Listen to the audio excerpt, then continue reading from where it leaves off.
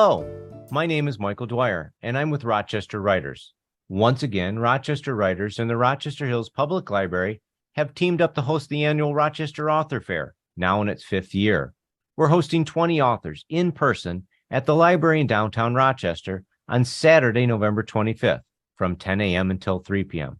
These short videos offer you a chance to meet each of the 20 authors. And now we get a chance to meet Linda.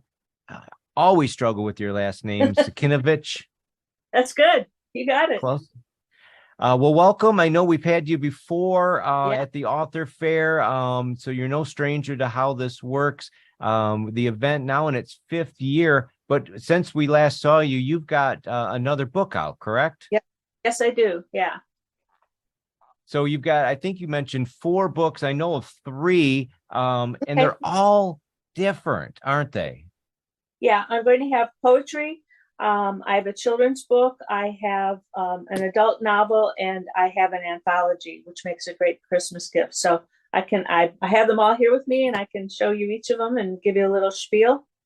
Well, we probably don't have time to go through them all, but let's pick your favorite and start all there. Right. This is the chapbook, the newest one, and it's about my son who took his life in 2011. And of course, yes, there's sadness. It's, the poetry, but grief and sadness are also part of life. And I think that's really helpful in knowing that we're not alone when we've suffered such a loss. So it serves as sort of a solace to those who've suffered any kind of a loss. And there's also resources in the back of the book for suicide. So. And that's got to be super tough. And I commend you on writing poems about such a tragic event. I don't know how you kept it together to keep writing.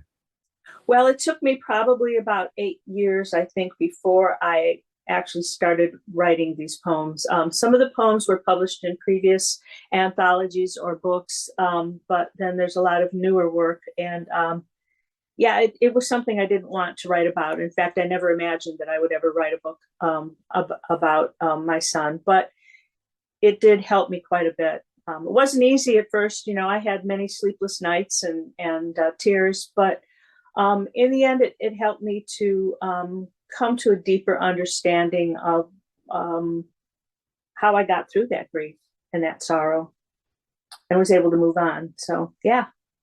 Well, it's commendable again, and I know that the only thing I can relate it to is that as a journalist, I've had to write obituaries, and it's always sad, 1, to write it, and then 2, to read it, and so for family members, it's incredibly difficult. So I can relate to the fact that you had to write about a family member passing, but I think. Then for the reader, they don't have to know you or your son. They can cherish a life of someone they don't know by reading this.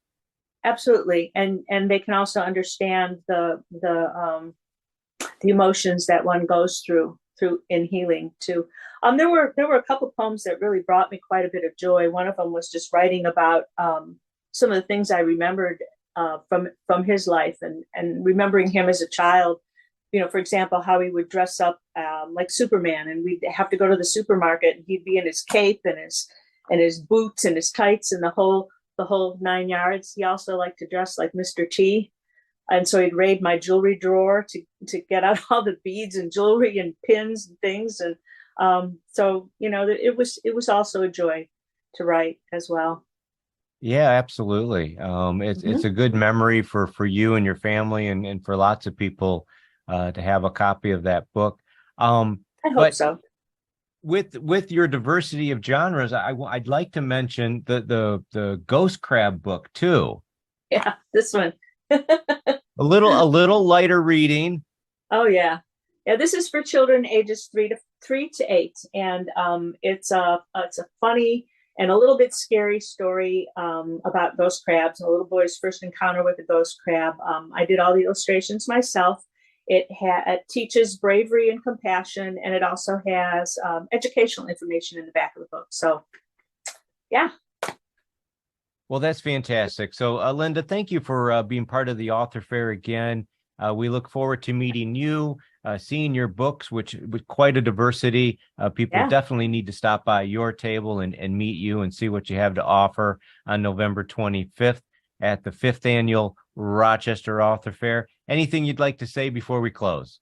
No, I'm looking forward to it. I'm excited about it. It's a lot of fun. So, and thank you for doing this too.